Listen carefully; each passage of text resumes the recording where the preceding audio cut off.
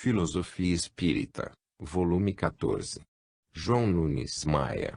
Ditado pelo Espírito Miramês. Prefácio. Voltamos a escrever um prefácio para a coleção Filosofia Espírita, que busca, na simplicidade, virtude cristã que todos perseguimos, recursos para nos ajudar no entendimento dos preceitos do Divino Mestre e da obra básica da doutrina espírita.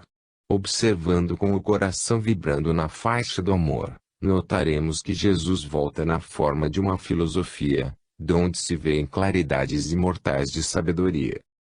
Miramês, ao escrever estas páginas, desprende, algumas vezes, lágrimas de alegria, ao perceber a sintonia profunda entre o Livro dos Espíritos e os ensinamentos de Jesus.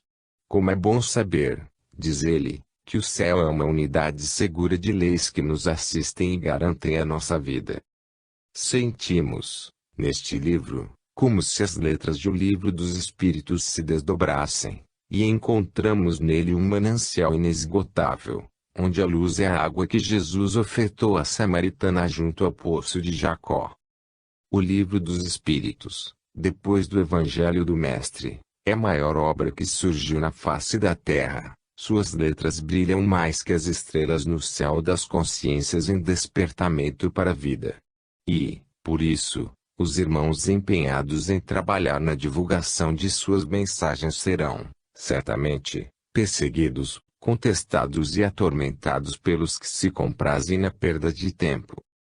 Certa feita, em conversação sobre o combate a novos discípulos, empenhados na difusão do Evangelho na dimensão espírita, Miramês afirmou: não nos deixemos levar pelos contraditores, pois eles são viciados nas discussões improfícuas e habituados às ofensas, desconhecendo a caridade no pão que mata a fome, na roupa que agasalha e no teto que conforta, na palavra que edifica e na escrita que orienta, esquecendo-se sempre daquele amor que não maltrata, não injuria e não persegue.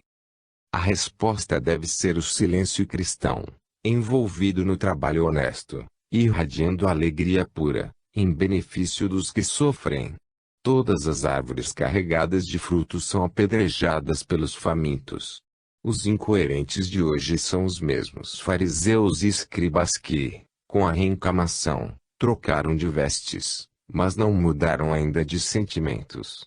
Que o perdão possa contribuir, de alguma forma, para a elevação desses irmãos e que as bênçãos do tempo, no amanhã, os transformem em servidores do Cristo. Nosso desejo é que os trabalhadores do bem não se esfriem no entusiasmo benfeitor em que se encontram envolvidos, e por isso os exortamos a seguirem avante, pois quem caminha com Jesus não erra o objetivo da luz. A vida maior, a tudo dirigindo no universo, não esquece o bom trabalhador, que tem como assertiva constante o servir, sem especular. Usemos o perdão e não esqueçamos o amor que, em forma de caridade, salva e liberta a consciência de todas as agressões.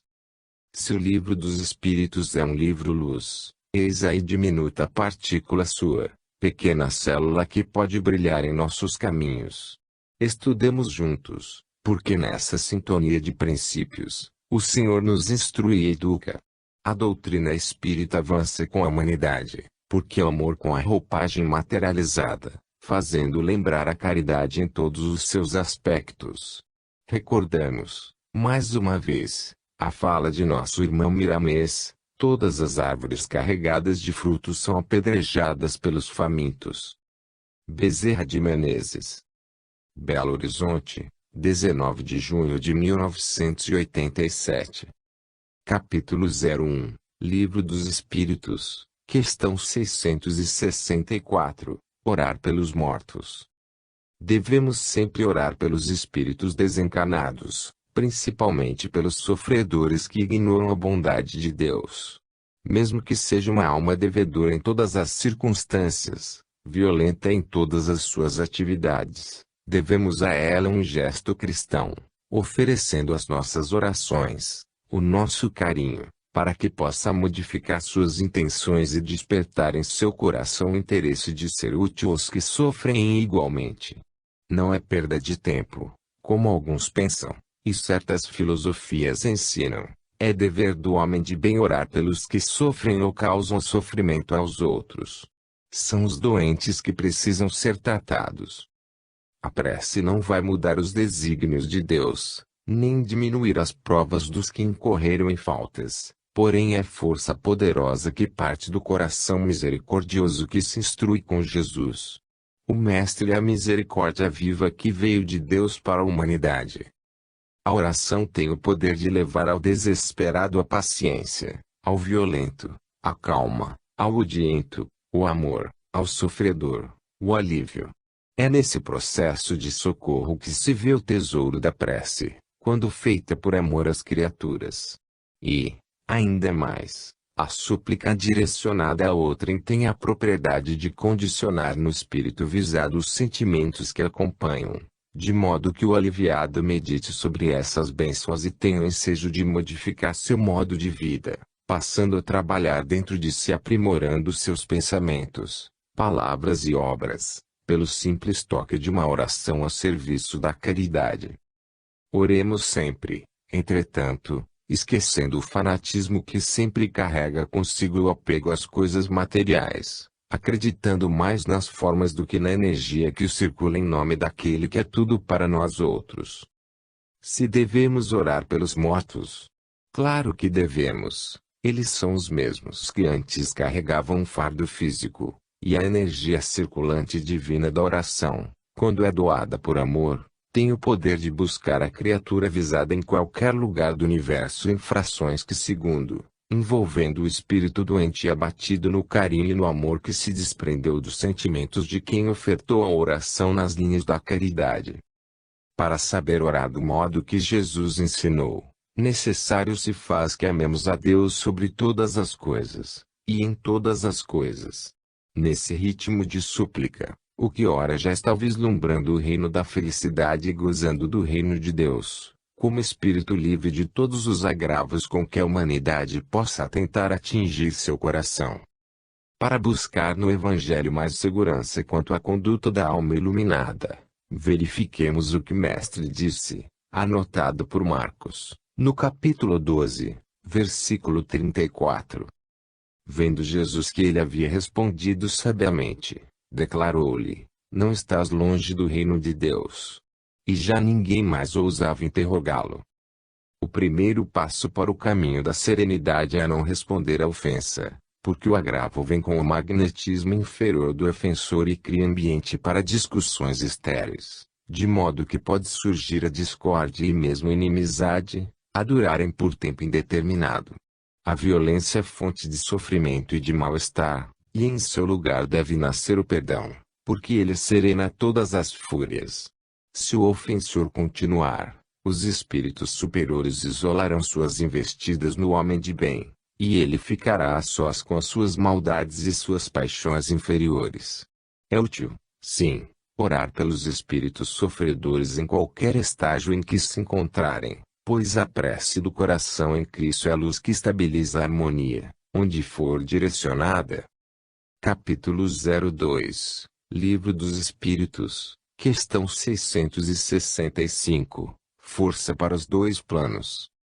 A filosofia religiosa que prega não a obrigação de orar pelos mortos, porquanto eles se encontram ligados aos corpos na sepultura, esperando o dia do juízo, alegando que a prece por eles nada acrescentará para sua salvação e sua melhora, pois o que fizeram na terra está feito, se esqueceu de aceitar Jesus.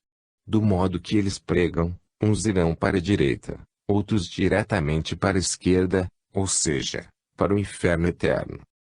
Como poderia Deus, que é amor, que fez seus filhos todos iguais, e sendo onisciente, não saber que eles, ou alguns deles, iriam para o sofrimento eterno? A resposta à pergunta em estudo foi dada por um pastor protestante em O Livro dos Espíritos, que foi oportuna, mas se esqueceu de dizer que Jesus orava, sim, pelos mortos. Quantas vezes o Senhor subiu ao monte, para orar? Isso acontecia sempre e ele chamava à sua companhia alguns dos seus discípulos. Ele, o mestre dos mestres que conhecia tudo, Toda ciência e filosofia espiritual não iria se esquecer dos mais necessitados, daqueles que vivem fora do corpo, em desespero. Quem poderia dizer que o Cristo quando orava não incluía os mortos?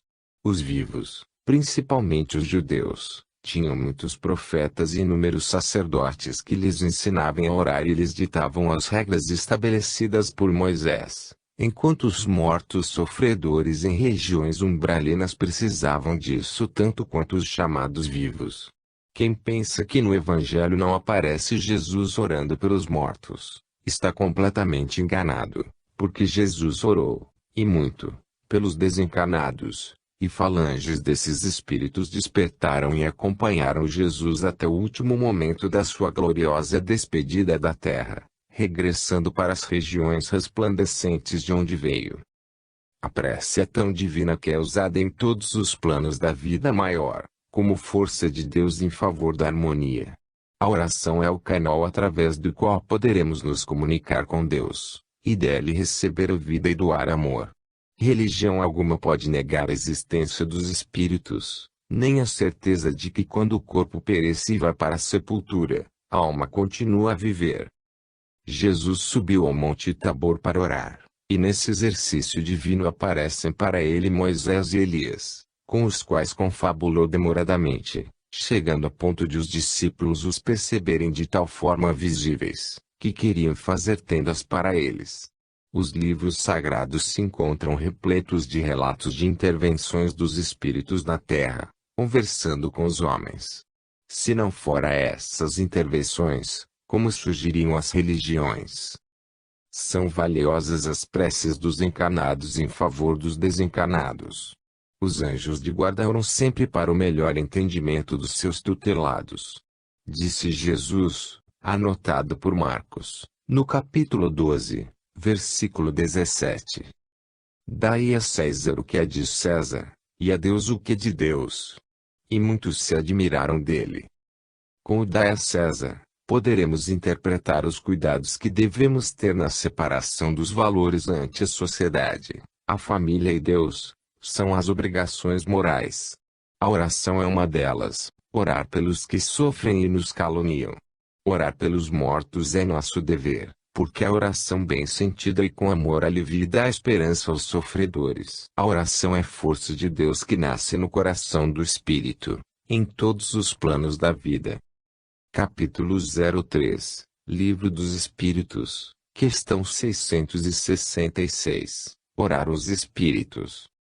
É dever do ser humano orar buscando os espíritos superiores, agradecendo os benefícios recebidos deles e pedindo ajuda, desde quando o pedido seja submetido ao Todo-Poderoso, e que tenha justa finalidade, em benefício coletivo, não ultrapassando as necessidades reais de cada um.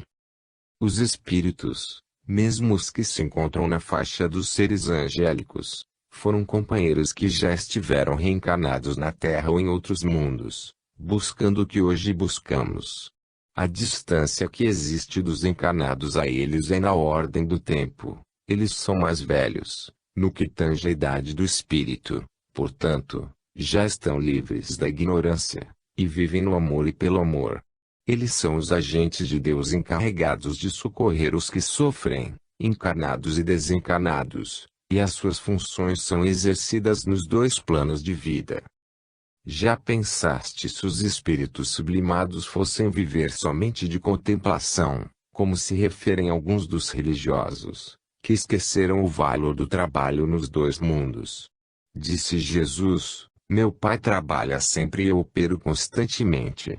Todos podem pedir, mas receber fica sob a quiescência de Deus. Ele, somente Ele, decide se os seus agentes podem nos conceder ou não o que pedimos. Busquemos incansavelmente a reforma interna, verificando todos os sentimentos, fazendo uma seleção, e passando a mudar a ordem dos pensamentos, de modo que eles se organizem com a consciência em Jesus. Nesse trabalho de ascensão, Deus sempre atenderá nossos pedidos. Ele investe nos nossos trabalhos de autoeducação, concedendo-nos a paz, a saúde e a alegria.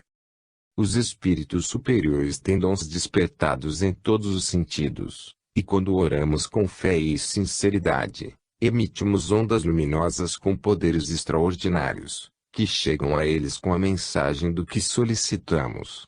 E essas almas redimidas sentem prazer em nos atender, pois essa é uma das suas funções, de fortalecer o ânimo dos que desejam trabalhar em favor da harmonia universal.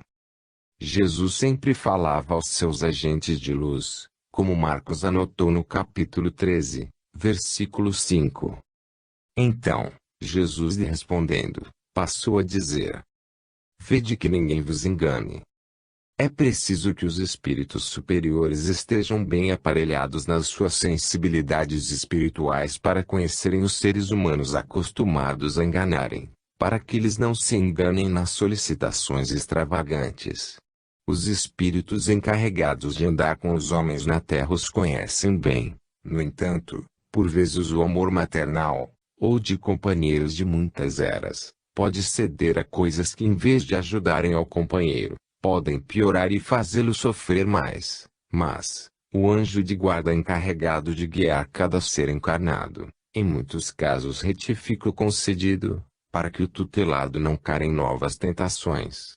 Os problemas, as dores, enfim, os infortúnios, são freios para os encarnados.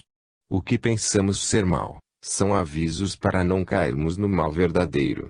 Aos espíritas, recomendamos sobre o que vão pedir, não percam tempo em pedidos inúteis. Quando forem agraciados pela fortuna, que sejam justiceiros, quando o saber bater às suas portas juntamente com a espiritualidade, que não se interessem por bens materiais, e quando pobres, que busquem a riqueza quando necessário, mas com honestidade. É bom que oremos pelos outros aos espíritos puros, pedindo a eles que deem à humanidade, acima de tudo, a compreensão espiritual. Capítulo 04, Livro dos Espíritos, questão 667, Politeísmo. O homem primitivo, em épocas recuadas, não tinha condições de aceitar a crença em um Deus único. Mas, Deus, sábio e soberano, deixou que os homens primitivos acreditassem na doutrina politeísta, para depois enviar uma sequência de revelações para incorporar os princípios da verdade, vindo a se revelar pelos seus enviados, solidificando-se em um Deus único, por Moisés.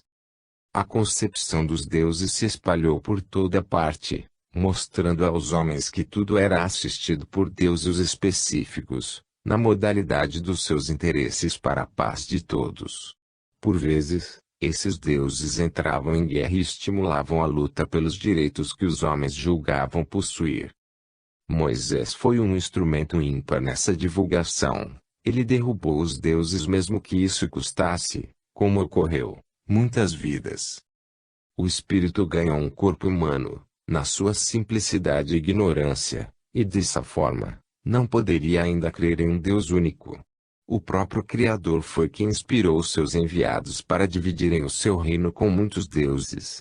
Mas, como a verdade na Terra é relativa, cabem mudanças nas operações espirituais, e é nesse campo de trabalho que a verdade veste formas diferentes para atender a todos.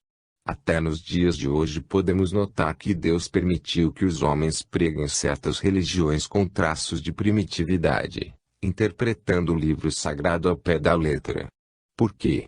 Porque ainda existem espíritos encarnados, e mesmo desencarnados, que somente aceitam assim, pela expressão da sua altura espiritual. Tudo é dado de acordo com a evolução das almas.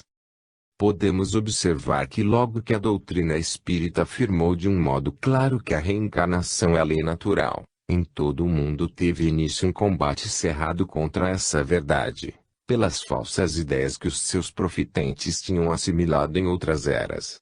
Mas, como a verdade não precisa de defesa dos homens, hoje os próprios antagonistas já se encontram em dúvida sobre a reencarnação, pela sua maturidade espiritual.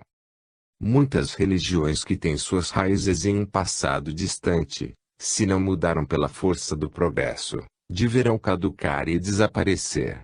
Como exemplo, observemos o politeísmo, Ele somente tem alguma sustentação nos seus velhos componentes e nas religiões que receberam seus enxertos. Mas, as demais, aceitam somente um Deus, único e verdadeiro. Aos judeus devemos essa segurança doutrinária de uma só luz que comanda todas as outras. Os chamados deuses não morreram, eles são os agentes do verdadeiro Deus, que por eles opera em todos os lugares da criação. Não pensemos que o homem atual, e mesmo os espiritualistas, já dominam toda a verdade. Não, eles estão longe de saber mais à frente, coisas que somente os espíritos sublimados conhecem. Somente o tempo e o estudo trarão conhecimento, porque a maturidade fornece meios para que o homem possa suportar mais luz em seus caminhos. Até mesmo no meio dos espiritistas existem os conservadores, que não desejam sair do começo doutrinário, sendo que a doutrina é progressiva e progressista, e a razão nos fala que deve ser assim. Se a verdade é relativa, o que se deve pensar sobre o que já se conhece? Oremos, meditemos e estudemos, para que possamos assimilar mais verdades espirituais, que se encontram escondidas nas dobras do tempo. A perfeição para o homem custa muito caro. Milênios que sucedem milênios, bilhões de anos que sucedem bilhões de anos, na contagem humana, e mesmo assim, ainda lhes sobra tempo para dizer, quero aprender mais. O aprendizado, na verdade, é infinito, ante nosso Deus único que sabe tudo, e o progresso não o atinge, porque foi Ele quem o fez. Capítulo 05, Livro dos Espíritos. Questão 668. Pluralidade dos deuses. Não podemos negar que a crença nos deuses era um caminho para que o povo pudesse encontrar um só Deus, verdadeiro e justo. Como acreditar na unidade de Deus sem os meios lícitos e lógicos? Quem iria facultar esse entendimento seria o próprio Criador, cujos emissários se manifestaram por intermédio de Moisés, como se fossem a voz de Deus. Quanto mais a criatura cresce em espírito, mais vai sabendo de onde veio e para onde vai. No entanto, ainda há muitos segredos que ainda não foram revelados, por não ter chegado a hora. Devemos esperar trabalhando e sentindo a vida maior na nossa vida. As religiões se sucedem, cada uma trazendo meios para convencer a humanidade sobre a paternidade do Deus único e soberano. Para se conhecer Deus com maior interesse, com mais minuciosidade, o caminho é começarmos a estudar nós mesmos. Qual dos homens conhece o mecanismo do corpo físico na sua integral postura como foi criado pela divindade? E os outros corpos que o espírito usa na sua jornada evolutiva? E o espírito?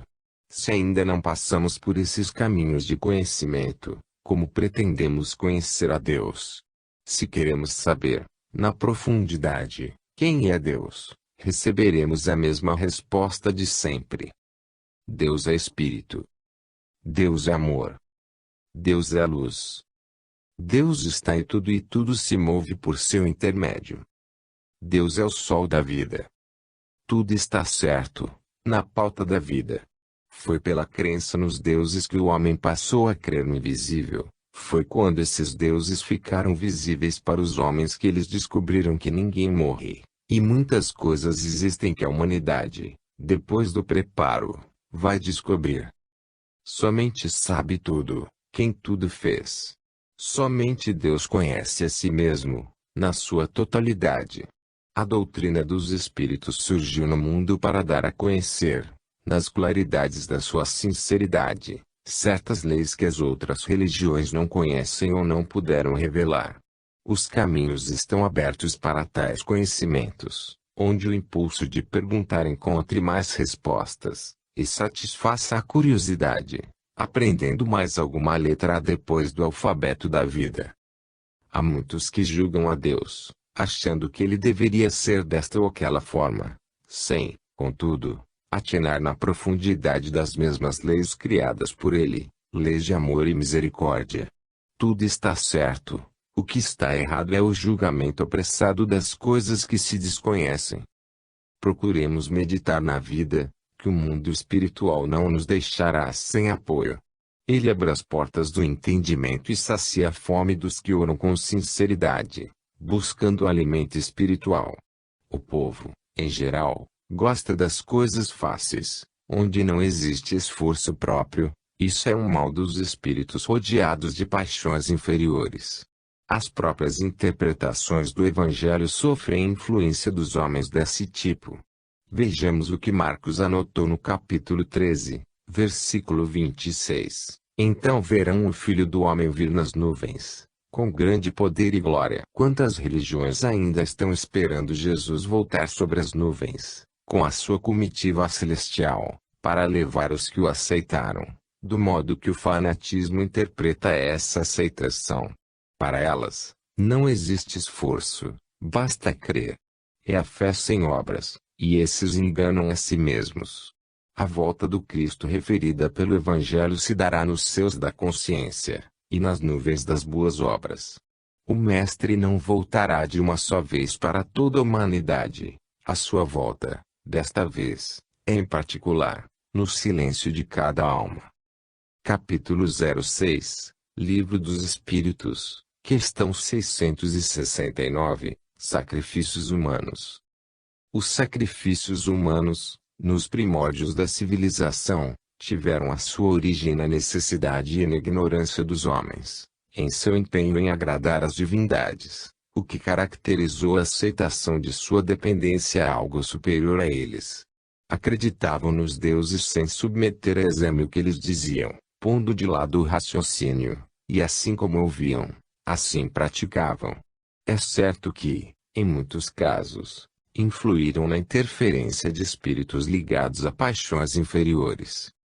Já no que tange ao espiritismo, as comunicações foram submetidas ao exame rigoroso, e muitas das mensagens recebidas pelos médiuns na época da codificação foram para a cesta de rascunhos, abandonadas como lixo imprestável. Sempre existiram os falsos profetas junto aos verdadeiros. Um dos deuses, chamado Moloch, exigia carne humana para resolver os problemas materiais dos homens que serviam de instrumentos para sua presença. Depois passaram para sacrifícios de animais, ato impudícuo que até hoje, no século XX, acontece, expressando a barbaridade de uma civilização. Depois que a razão começou a dominar os instintos inferiores das criaturas, foram diminuindo esses feitos que envergonham as consciências dos que alimentavam a ideia de sacrifício, e quando este chegava apontando um ente querido seu, ele começava a se revoltar e se desfazer das suas ideias maquiavélicas. A humanidade cresce e, pela lei, devem crescer com ela os seus hábitos. O homem do terceiro milênio deve ser um homem novo, nascido do velho, que se esquecerá de sua própria história, pela sua renovação de propósitos. Deus realmente não quer sacrifícios, mas aceitou-os para que os homens compreendessem mais tarde que não deveriam proceder assim. O instinto do homem é matar para sobreviver, é tomar de outrem para seu bem-estar, enfim, a manifestação do egoísmo e do orgulho em todos os lados da evolução humana. Quanto mais um país se diz civilizado, mais vive à custa dos sacrifícios dos subdesenvolvidos. E por isso Jesus veio ao cenário da Terra, para educar todos os povos, porque o ser humano educado obedece às leis de Deus na sua pureza espiritual. Foi entregue ao Espiritismo a missão de educar a criatura, no sentido de que quando ela recebe a instrução, a utilize somente para o bem das criaturas. O céu, disse Jesus, está dentro de vós, e realmente ele se encontra no coração das pessoas, basta que a vontade de melhorar seja acionada, para que isso se exteriorize, e para tanto, a natureza pede esforço próprio. Desde quando já recebemos a razão e a inteligência, é para que nos sirvamos delas no serviço de disciplina dos nossos impulsos inferiores. A parte que nos cabe deveremos fazer para o nosso próprio bem e da humanidade inteira. Os sacrifícios dos animais precederam aos sacrifícios humanos, e de novo eles desejam voltar, como pena de morte, e morte de todos os tipos, como se este tipo de punição fosse agradável a Deus. Se todos somos irmãos em Jesus Cristo, matar para quê, se ninguém morre? Se Jesus fosse ver esse modo de pensar, não viria à terra, mas o que o trouxe aqui foi o seu amor pelos que sofrem. Ele não mandou matar os encarcerados e, sim, visitá-los, levando-lhes a esperança da vida e fazendo-os crer na lei de amor para todas as criaturas. Estamos na época de sacrificar nossas paixões inferiores, dando lugar, assim, à fraternidade. Somente desta maneira surgirão novas terras e novos céus, onde tudo poderá existir com abundância. Capítulo 07, Livro dos Espíritos, questão 670. Agradar a Deus. Deus criou os espíritos simples e ignorantes, contudo, colocou em cada criatura todos os valores espirituais para serem acordados, e é no desenvolvimento desses valores que passamos por processos difíceis de serem vencidos. Toda subida exige esforço, e o Senhor já nos fez assim para nos dar a oportunidade de conquistar, na nossa vida transitória, a nossa felicidade. Deus nos fez para o bem e somente nos deseja o amor, porém, o que passamos para alcançar essa estabilidade, são testes os quais julgamos ser infelicidade, dado o nosso pouco entendimento. Quando usamos expressão que Deus não quer isso ou aquilo, nos esquecemos de que Ele somente não quer o que não existe. O Senhor Todo-Poderoso deixa que aconteça tudo o que a história nos revela, para a educação da humanidade, de modo que todos os povos encontrem a si mesmos, sentindo a necessidade de viver somente no bem, experimentando o que chamamos de mal. A linguagem humana é bastante pobre para que todas as nuances das leis de Deus, sejam explicadas. Muita coisa é deixada para amanhã, depois que o progresso nos deixar saldos elevados em todas as direções. É por esse progresso que Deus falará mais claramente aos que estão preparados para ouvir. Os seres humanos, num passado não muito distante, passaram a sacrificar seus próprios irmãos, oferecendo aos deuses esse sacrifício, para acalmar sua fúria. Como poderá um deus estar furioso? Depois de praticarem o sacrifício dos animais, a inferioridade queria sangue. Correndo o sangue, os deuses se acalmariam. Se tudo o que acontece é com a permissão do Deus único e soberano, o que devemos pensar nisso? Ele permitiu, e tudo que permite servir-nos há de lições. O Livro dos Médiuns, em mensagem dada por Erasto, discípulo de Paulo de Tarso, no capítulo 22, nos diz: Deus colocou os animais ao vosso lado como auxiliares, para vos alimentarem, para vos vestirem, para vos secundarem. Se a carne precisa de carne, como nos fala Erasto, necessário é matar para comer, e encontramos esse ato por todo o reino animal, os peixes alimentando-se dos seus irmãos, assim também os animais das matas e os pássaros. Quem ensinou ao tigre matar e comer a gazela? Quem ensinou ao gavião a caçar as aves indefesas para se alimentarem? E a cobra em busca do batráquio?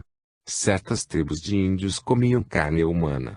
Devemos meditar, para então entendermos o que pode ser a vida e como ela se processa para o devido despertamento dos valores do espírito.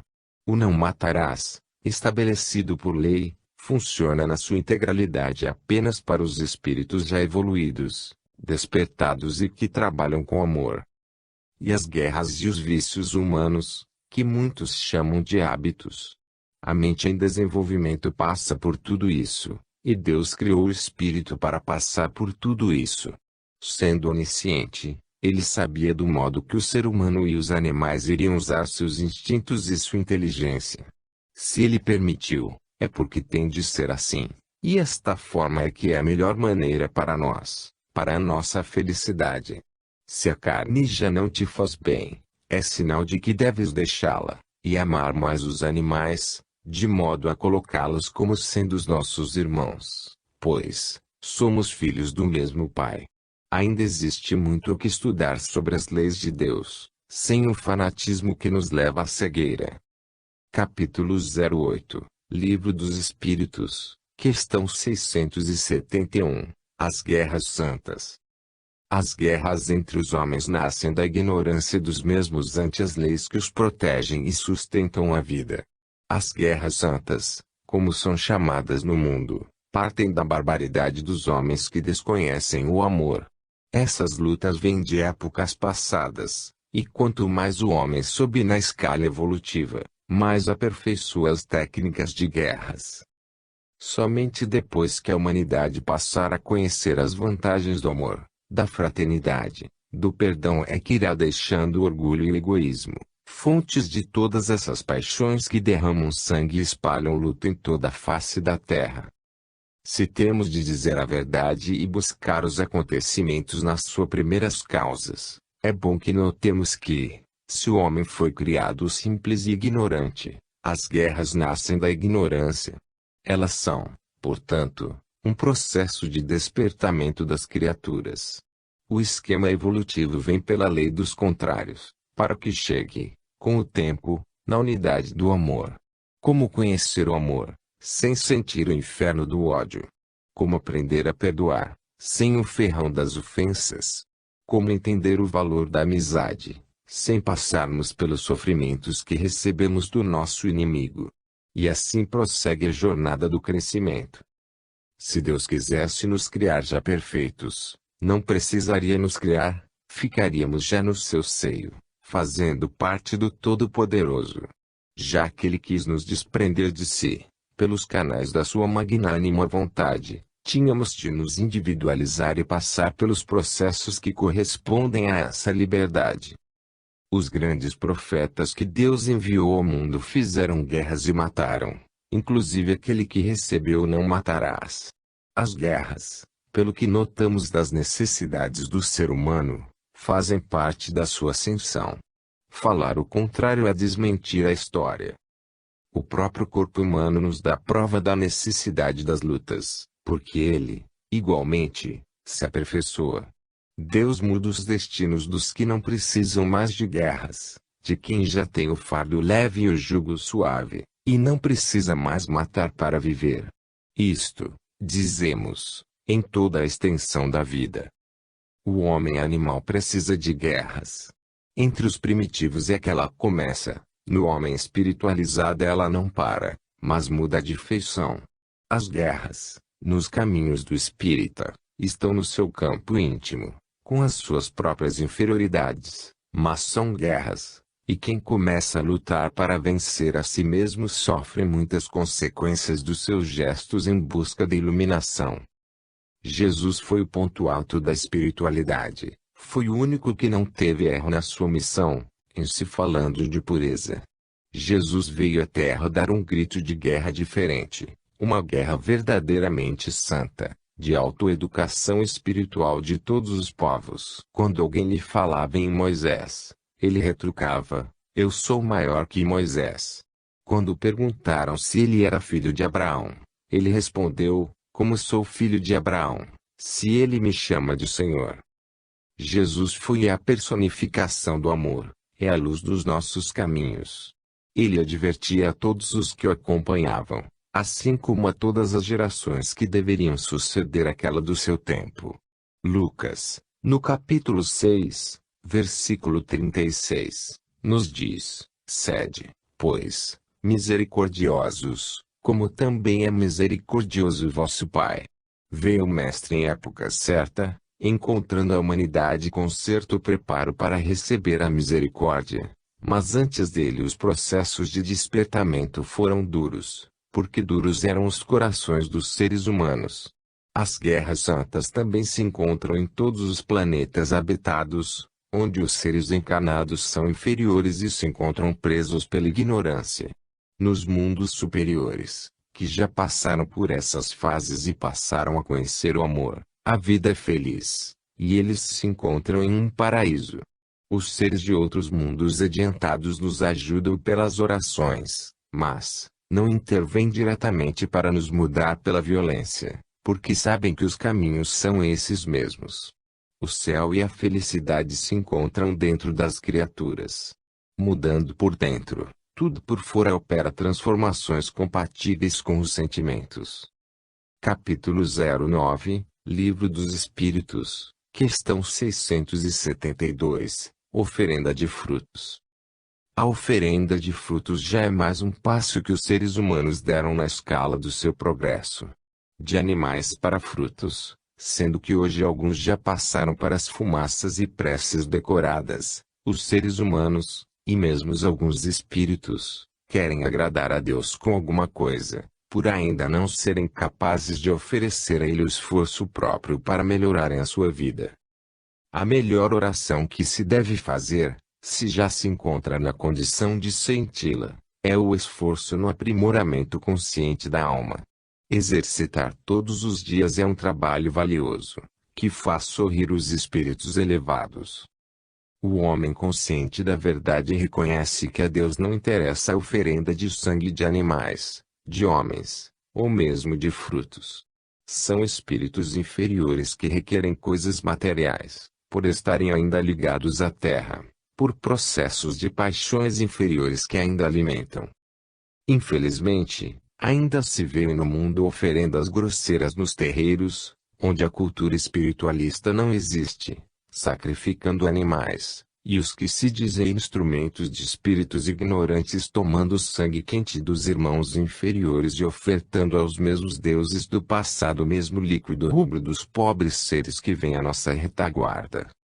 A doutrina dos espíritos chegou na hora certa para falar a verdade, e devemos raciocinar sobre a mensagem recebida do mundo espiritual e provar se ela provém de Deus, no dizer do apóstolo João. Para o homem educado no Evangelho, esse ato que não condiz com o amor deve ficar esquecido. Estamos no carro da evolução que o progresso aciona sempre. Não devemos olhar para trás, para não nos tornarmos pedras. O espírito esclarecido não deve perder tempo com coisas vãs. O dinheiro que se gasta com velas, bebidas fortes, farofas e alguma coisa a mais, em oferenda aos espíritos inferiores, deve se gastar para alimentar os próprios homens, seus irmãos que passam fome, que se encontram nus e sem teto e que, talvez, sejam até parentes daqueles a quem se está fazendo essas ofertas, que são incompatíveis com os tempos atuais. Quase sempre notamos que os ofertantes são pessoas que não possuem aquilo que doam, esquecem-se deles, para ofertar e alimentar vícios espirituais. O tempo chegou para nos dizer basta. Os homens já não são mais crianças. A maturidade é o sinal para se amar a Deus sobre todas as coisas, em espírito e verdade. Tornamos a repetir que é melhor oferenda a Deus, e mesmo aos guias espirituais que nos circundam. É o amor, é o esforço em adquirir e alimentar as virtudes evangélicas, agradecendo ao Senhor por tudo que recebemos pelos canais de Jesus, ensiusando a natureza. Estamos sendo chamados e escolhidos para a grande guerra, no eterno da intimidade de cada um, luta essa que somente nós mesmos somos capazes de vencer, e as armas para tal desempenho são o amor e a caridade. Somente essa dupla salva, sob as bênçãos de Deus e de Cristo. Acordemos e vamos nas pegadas do Mestre dos Mestres, porque ele é o representante direto de Deus na Terra. Capítulo 10, Livro dos Espíritos, questão 673. As coisas agradáveis a Deus. Tudo o que Deus fez é agradável a ele. O homem é um aprendiz do Senhor, e sendo seu filho certamente que tem a obrigação de acompanhar a seu pai em todos os sentidos. Não diz a Bíblia que o homem é semelhante ao Criador? Como é que os pais da terra ficam satisfeitos com as criancinhas ou com os seus filhos adultos?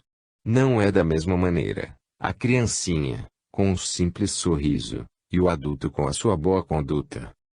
O espírito primitivo que não tem outra condição de adorar a Deus, o faz à sua maneira, sacrificando animais e enchendo o altar de frutas, ou quaisquer outros objetos. Deus fica satisfeito, conhecendo sua dimensão e o modo que vive, ao passo que o adulto, o espírito sábio, já deve adorar a Deus em espírito e verdade, por já compreender a vida em outra faixa. Aos objetos que os primitivos usam, Ele já dá outro destino, mais útil às criaturas. Na verdade, a melhor oferta é o amor. Amemos a tudo e a todos que estaremos amando a Deus, dando ao Senhor a melhor oferta. Jesus deu rumo novo aos preceitos velhos. Vamos lembrar o que anotou Lucas, no capítulo 6, versículo 29. Ao que te bate numa face, oferece-lhe também a outra, e ao que tirar a tua capa, deixa-o levar também a túnica. Por esses ensinamentos de Jesus, está excluída do Evangelho toda a violência. O que foi anotado pelo apóstolo, é o perdão dentro da sua pureza. O não revide é a tônica do grande mestre. Eis aí a maior oferenda a Deus, o perdão sem condições. A quem, pois, que te ferir de um lado, dá-lhe o outro. Se alguém te tirar a capa, dá igualmente a túnica. O mestre é todo amor, pelo que ele viveu e ensinou aos seus seguidores. O Deus verdadeiro é esse que falou pela boca de Jesus, estimulando o bem e instruindo a todas as criaturas para que haja paz nas consciências.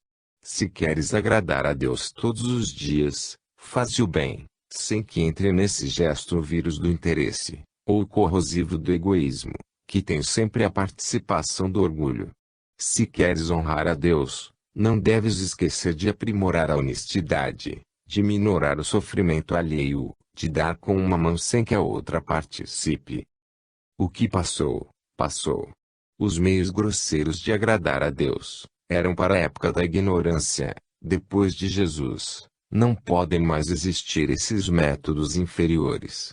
O pensamento é o instrumento mais direto para falarmos com o Senhor, mostrando a Ele, pelos fatos, que estamos andando nas linhas traçadas pelo Evangelho, onde Jesus deu exemplo, até a última hora, dos seus testemunhos. Todo aquele que ama as coisas exteriores, tem realmente vista acanhada e ainda dorme no clima da ignorância. O nosso amor deve atingir a tudo, principalmente ao Criador, e para tanto não é preciso ofertas materiais. Porque dar a quem é dono de tudo? A criança que pede ao pai dinheiro para comprar presente para o próprio pai, e quem faz ofertas materiais a Deus, o faz por ser criança, na escala da vida espiritual. Quem já está crescido em Cristo, deve saber como adorar a Deus nos moldes ensinados pelo Senhor Jesus Cristo. Oferta a Deus hoje ou na prece de gratidão por tudo que já recebeste das suas mãos poderosas e santas. Faze isso e verás o que podes sentir, no retorno dos teus sentimentos de amor para com o Pai. Capítulo 11, Livro dos Espíritos, Questão 674, Trabalho, Lei da Natureza. O trabalho, sendo lei da natureza, constitui uma necessidade de todos os povos, sendo o sustentáculo de todas as civilizações do mundo. Cumpre a todas as criaturas terem essa obrigação de trabalhar para viver, de que os três reinos da natureza dão exemplo de labor constante. O próprio corpo humano, essa máquina divina em todas as suas particularidades, é exemplo nobre de movimentos rítmicos, operando em seu conjunto o despertamento das novas forças que buscam mais além. A ciência, nos dias que correm, nos mostra que nada existe inerte, tudo se movimenta, tudo trabalha por ordem daquele que a tudo criou, desde a força interatômica, até as constelações, desde os seres rastejantes na terra até os anjos dos céus. Todos têm obrigação de elaborar, como co-criadores de novos ambientes, juntamente com a força do progresso estabelecido por Deus. Convém que todas as criaturas não se esqueçam dessa lei maravilhosa que é a lei do trabalho com amor. O homem não deve somente visar os interesses passageiros, mas sentir e se esforçar para cumprir seus deveres, favorecendo toda a humanidade. Se desejamos trabalhar, façamo-lo com alegria, sem esquecermos a perfeição e o amor. A felicidade em nossos caminhos exige que trabalhemos constantemente. Permanecei na mesma casa, comendo e bebendo do que eles tiverem, porque digno é o trabalhador do seu salário. Não andeis a mudar de casa em casa. Lucas 10:7. Jesus, quando enviou os 70 companheiros de 2 em 2, para anunciarem a boa nova do reino de Deus, pediu-lhes para permanecerem nos lugares determinados, falando e vivendo os preceitos do Evangelho. Esse era um trabalho divino, e que não ficassem andando de casa em casa, permanecendo no lugar indicado até que fossem conhecidos os fundamentos da mensagem de Deus. O trabalho não deve se fixar somente nas coisas materiais, mas se estender em todas as direções daquilo que o homem sabe ou precisa saber. Pensar é trabalho, e saber pensar é de ordem divina. Falar é trabalho, e saber falar é de grande valor espiritual.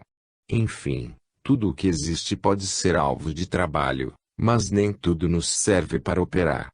Usemos a inteligência em conexão com a consciência, e escutemos o que ela determina no clima de Jesus Cristo, para que possamos fazer bem o nosso trabalho. A civilização, mostrando-se nas leis dos homens, multiplica-lhes o trabalho, pelo seu crescimento, ao ver as suas necessidades e os gozos que o mundo oferece.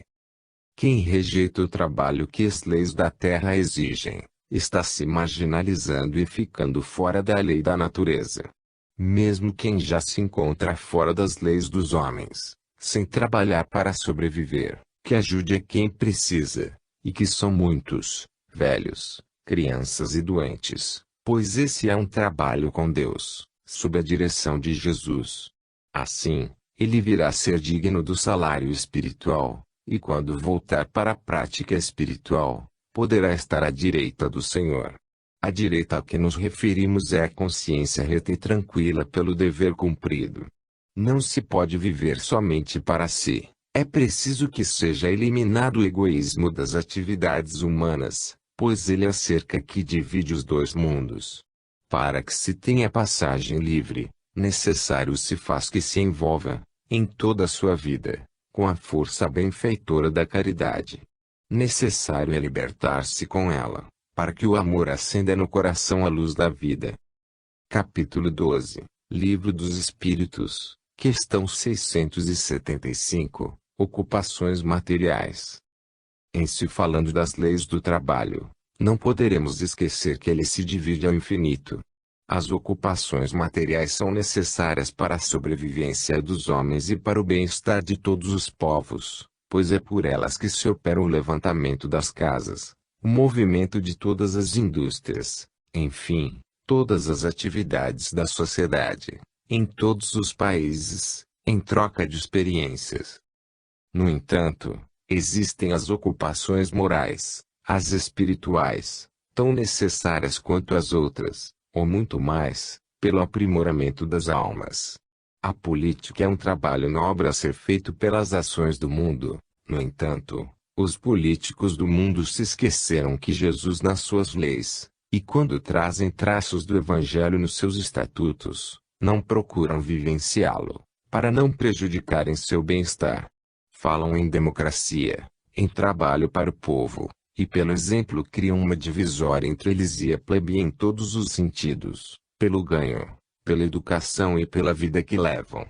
Isso vai acabar, quando Jesus chegar aos seus corações. Ele já veio, mas os mandatários não o conheceram. Passaram-se quase 2000 anos e talvez sejam precisos mais 1000 para Jesus chegar aos corações das criaturas. É preciso primeiro saber e sentir que todos são irmãos, e que as necessidades de uns são as dos outros. Antes, dai esmola do que tiverdes, e tudo vos será limpo. Lucas 11:41. Se os políticos querem considerar que os benefícios sejam esmolas, que seja assim, mas que deem o que puderem em favor dos que sofrem, criando leis de garantia, escolas e casas, e recursos para alimentação mais fácil para todos os que vivem. Nesse trabalho por amor, eles serão limpos do magnetismo tisnado nas suas consciências. Observemos que as ocupações piores são as dos pobres e são eles os que sofrem mais nos duros trabalhos, com salários que não condizem com a vida humana. Em Mateus, no capítulo 9, versículo 37, Jesus acrescenta: E então se dirigiu a seus discípulos: A seara na verdade é grande, mas os trabalhadores são poucos. Jesus pede a todos os de boa vontade para ingressarem nas fileiras dos poucos trabalhadores, para aumentar o conjunto dos que amam os seus semelhantes e renunciam aos seus próprios interesses, interessando-se mais pelos que padecem. Jesus aproxima-se da terra e dá mais ordens. É o arroxo divino, é o fim dos tempos, quando a vinha está ficando madura, quando deve ser colhido o trigo e o joio lançado ao fogo ardente das provações. A doutrina espírita é Jesus novamente anunciando a verdade para que muitos possam ser salvos das tempestades. Os Espíritos do Senhor comunicam-se de norte a sul, de leste a oeste, com a mesma mensagem de amor. Os seus discípulos verdadeiros conhecem a sua voz, e se reunirão em um só rebanho, para escutar com maior sensibilidade a voz do pastor. Cuidemos das ocupações materiais, porém não nos esqueçamos do serviço que Deus, pela voz de Jesus, nos pede para fazer por amor. Capítulo 13, Livro dos Espíritos, questão 676, porque o trabalho. O trabalho é consequência da vida material animal. Com a elevação da alma, ele vai se modificando, dada a pureza do espírito. No mundo espiritual elevado, o progresso atinge a modalidade do trabalho, de modo a oferecer ao trabalhador os meios conforme sua elevação espiritual. Toda atividade nobre e ação de louvor, é gratidão a Deus pelo ensejo de elaborar em favor da evolução de todas as coisas. A natureza é pulsante em toda parte, as águas se movimentam em todos os rumos, o ar sopra em todas as direções, os raios solares se estendem por todas as gamas de vida. A natureza íntima das árvores inquieta, para mantê-las na forma que Deus lhes deu. Os átomos, com seus elétrons, prótons e nêutrons têm o seu cinetismo próprio, os planetas e sóis, as galáxias e acúmulos viajam pelo cosmo em velocidade empiricamente inimaginável, e Deus pulsa na intimidade de toda a criação. A vida é, pois, movimento expresso em equação matemática. Compreendemos que o trabalho, na área do ser humano e espiritual, é necessário para que possamos manter a vida no ritmo do Criador. Precisamos amar o trabalho, seja ele qual for, e quando o fizermos, façamo-lo com perfeição, desde a vestimenta até as orações, desde os pensamentos até as conversações. Tudo é ocupação e necessário se torna que façamos tudo com inteligência, e que sempre esteja nos inspirando o Evangelho de Jesus. Raciocinemos sobre o que registrou Lucas, no capítulo 12, versículo 6. Não se vendem 5 pardais por 2 asses. Entretanto, nenhum deles está em esquecimento diante de Deus. As mínimas coisas são olhadas pelo doador divino, nada fica no esquecimento. Qualquer tarefa feita com honestidade é trabalho que a consciência aprova. A inteligência se desenvolve no exercício permanente de lidas constantes. No mundo espiritual se trabalha ainda mais do que nas hostes da terra. Se Deus parar por um segundo na marca do relógio do mundo, se desfará todo o universo, que é harmonia divina. Se não fosse o trabalho, o homem permaneceria na infância. Ele cresce ante o trabalho, que desperta o esforço de cada criatura. Os nossos dons crescem no esmero de cada dia. Aquele que não pode se empenhar no trabalho físico, por doença ou fraqueza do seu arcabouço físico, Deus outorgou a inteligência para operar com ela, nos pensamentos e na fala, e por vezes na escrita, nos exemplos de tolerância, de amor e caridade. Se queres felicidade, pede a Deus pelo nome de trabalho, que Ele é a porta para o verdadeiro paraíso de amor. Desconhecemos no mundo, ou em toda a criação de Deus, algum lugar ou alguma coisa em que não haja movimento. O que para, morre, e se não há morte nada para, tudo se movimenta, dentro do hálito divino. Vivemos porque trabalhamos, trabalhamos porque vivemos em Deus e Ele em nós. Capítulo 14, Livro dos Espíritos, questão 677, tudo na natureza. Tudo na natureza trabalha, cada um na sua espécie, onde Deus lhe determinou operar. Embora pareça automático o movimento de vida da natureza, há inúmeros agentes de Deus impulsionando com inteligência o morejar de todo